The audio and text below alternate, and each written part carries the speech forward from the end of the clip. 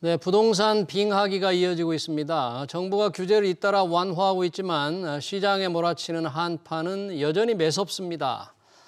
데이터는 답을 알고 있다. 이런 믿음으로 부동산과 금융 분야의 솔루션을 제공한 업체죠.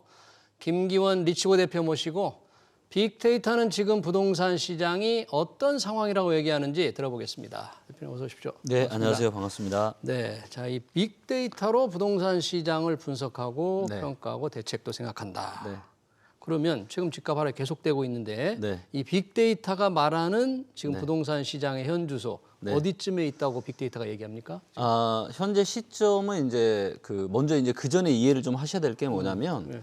만약에 이제 그 누구도 예상하지 못했던 코로나가 터지지 않았다라면 엄청난 유동성과 초저금리 시대가 없었을 겁니다. 그렇죠. 그렇죠? 코로나 때문에 돈을 풀었으니까. 네. 그리고 코로나가 없었다라면 코로나 때문에 이제 모든 자산 시장의 버블이 시작이 됐고 거기에 이제 지난 정부가 이제 임대차 3법까지 발의를 하면서 이제 전세 갱신 기간을 2년에서 4년으로 늘리면서 전세가가 폭등을 했고 그렇죠. 또다시 이것이 매매가를 또 밀어 올렸어요. 그래서 여러분들 머릿속에서 지우셔야 되는 건 뭐냐면 2020년과 21년에 발생했던 이 엄청난 부동산 시장의 거품으로 인한 엄청난 가격이 있죠. 예, 이건 엄청난 머릿속에 가격 싹 폭등을. 지우셔야 됩니다. 지워야 된다. 네네. 그러니까 그럴 일은 이제 두 번 다시 없는 거죠. 그럴 일은 없다. 네. 그리고 지금의 이제 실제 데이터를 좀 보게 되면 예. 그 거품이 이제 막 제거가 됐어요. 거품은 이제 예, 꺼졌다. 그러니까 코로나 시대에 발생했던 그 거품이 이제 제거가 됐고 지금 화면을 보시면 예, 주식의 이제 차트처럼 그래요. 부동산 시장의 실거래가를 가지고 이 캔들 차트라고 하는 걸 만들었는데요. 예. 지금 이제 차트에서 보시는 것처럼 최근에 부동산 가격이 그 어느 때보다 굉장히 급락하고 있는 모습을 가파르게 떨어지고 있어요. 네, 굉장히 가파르게 떨어지시는 것을 보실 수가 있고요. 지금 지난 1년 동안은 20에서 25% 정도 서울이 지금 떨어졌고 굉장히 지금 가파르게 떨어지고 있다 보니까 또 많은 분들이 지금 정도 떨어졌으면 좀 지금 사봐도 되는 거 아니냐 또 이런 이야기를 조금씩 지금 나오고 있고 그런 사람들 좀 있는 것 같아요. 충분히 네. 떨어진 거 아니야? 이렇게 생각하는 분들 그렇죠. 있어요. 하지만 데이터가 이야기하는 바는 뭐냐면 여전히 지금은 실제 사행거치인 전세나 그다음에 사람들의 소득 대비해서 아직 이제 너무나도 고평가되어 있다 이런 얘기를 좀 하고 있고요. 너무나 아직도 네, 너무나 여전히 고평가돼 있다. 네, 그런 모습들을 또 명확하게 보여주는 게 뭐냐면 예. 지금 이제 전세 매매 수급 동향이라고 하는 데이터인데요. 저 차트에서 보시면 파란색 선 있죠. 예. 저게 전국의 지금 아파트를 팔려고 하는 매도세라고 보시면 돼요. 파란색 선이 굉장히 위에 있죠. 위에 있어요. 예, 굉장히 위에 있고 잘 안 보이시겠지만 맨 밑에 지금 빨간색 선이 바닥에 붙어 있어요. 빨간 건 하도 바닥에서 잘 안 보이네요. 그렇죠. 저 빨간색 선은 뭐냐면 부동산을 사려고 하는 매수세입니다. 야, 보이지도 않아. 그렇죠. 빨간색은. 그러니까 매수세는 거의 없고 매도세는 꽉 차 있어서 막대 그래프가 이제 매매 수급 데이터인데 저게 역사상 거의 가장 낮은 수준이에요. 예. 그러니까 지금 대한민국의 부동산은 팔 사람은 꽉 차 있고 살 사람은 아무도 없다라는 이야기죠. 자, 그런데 그래도 또 올라갈 수는 있어요.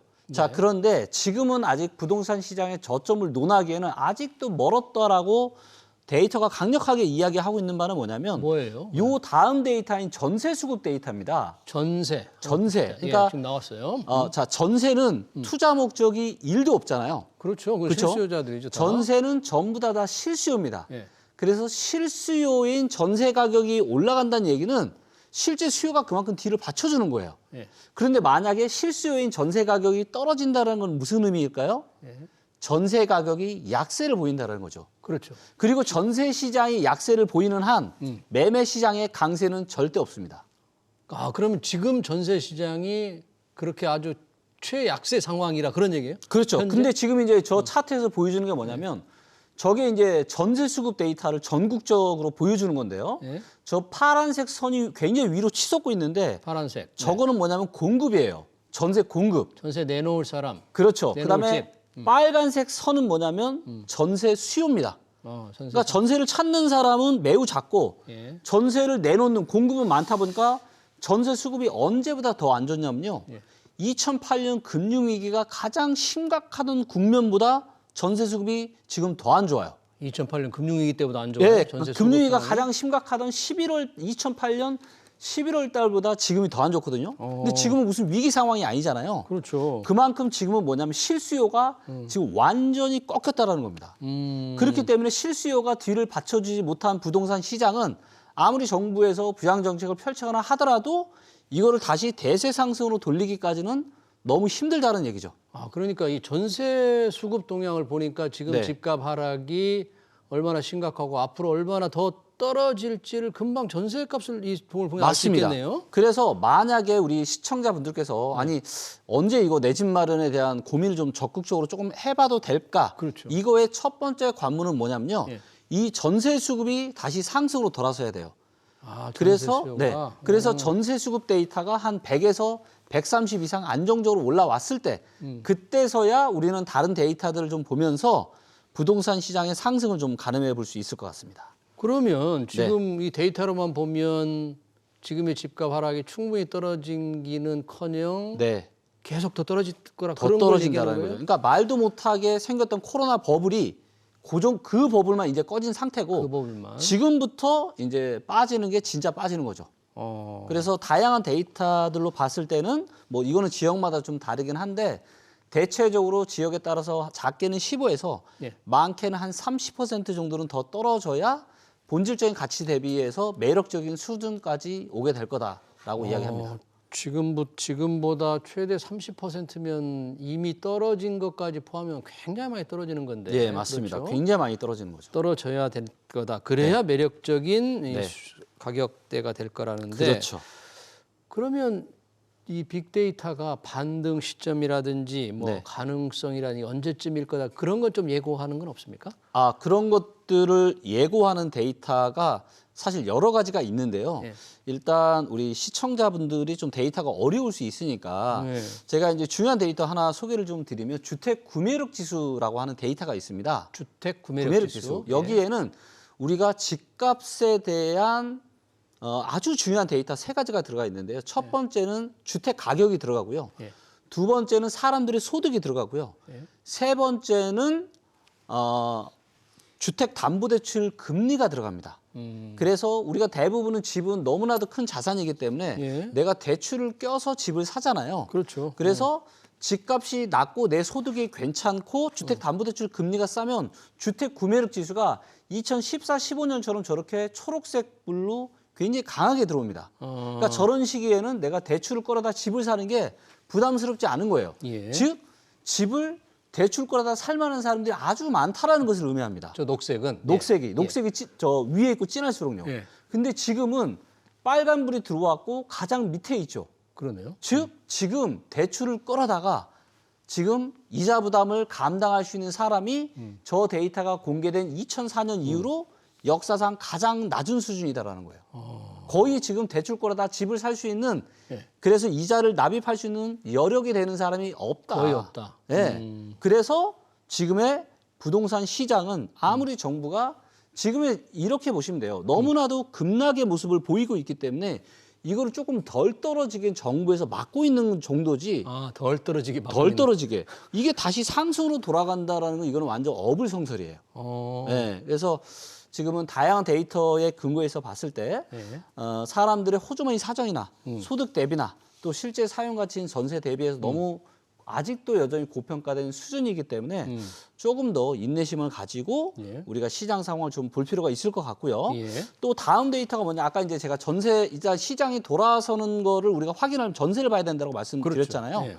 근데 서울에서 전세 수요가 가장 많은 곳이 어디가 있을까요? 서울에서 전세 수요가 가장 많은 곳? 예, 구 기준 뭐 동이나 이런 거 기준으로 한번 말씀해 주시면 반포 어떨까요? 반포? 반포 네, 괜찮겠죠? 조금 비싸겠지만. 네, 네, 또 반포. 잠실 어떨까요? 잠실. 네, 너무 좋아요. 사실 인기 많은 예, 좀 곳들이잖아요, 비싸죠, 실거주로. 전세값도. 예. 그런데 이제 지금은 거래량이 별로 없는 시대예요. 예. 그래서 어떤 데이터를 봐야 되냐면 호가 데이터를 봐야 됩니다. 지금 그러니까 거래가 많지 않으니까. 그렇죠. 집주인들이 뭐 전세를 내놓으려고 하는 가격의 예. 추이를 봐야 되는데 지금 왼쪽에 있는 차트는 잠실 리센츠의 예. 33평짜리 전세 호가 데이터를 분석을 한 겁니다. 예. 그래서 보시는 것처럼 지난 6개월 동안 몇 퍼센트가 떨어졌냐면요. 26%. 예. 전세 가격이 지금 6개월 동안 26%가 떨어졌습니다. 말도 안 되는 지금 하락폭을 보이고 있고, 예. 그다음에 이제 반포 아크루 리버파크라고 해서 네. 우리가 보통 아리팍이라고 부르는 네, 엄청나게 최고급 유명한 아파트. 최고급 아파트죠. 근데 저 최고급 아파트의 전세가가 최근 6개월 동안 정말 믿기지 않으시겠지만 34평, 9평이 지금 36.8%가 떨어졌습니다. 40% 가까이. 네. 그래서 이렇게 지금 유례를 찾아볼 수 없을 정도로 엄청난 전세 시장이 급락이 나타나고 있기 때문에 부동산 시장의 상승을 논하는 거는 정말 이건 어불성설이고 이 전세가 하락이 어느 정도 진정이 좀 되고 나서야 그때서야 우리는 어느 정도 상승을 좀 논하는 게 맞다 이렇게 네. 정리해 볼 수 있겠습니다. 그러면 정부 대책이라는 게 떨어지는 걸 좀 덜 떨어지게 막는다고 그랬잖아요. 네. 이런 효과가 좀 더 큰 규제 완화 대책이 있다면 네. 뭐가 필요할까요? 그 부분은 이제 참 어찌 보면 시청자분들이 조금 이해하시기 힘들 수도 있지만 네.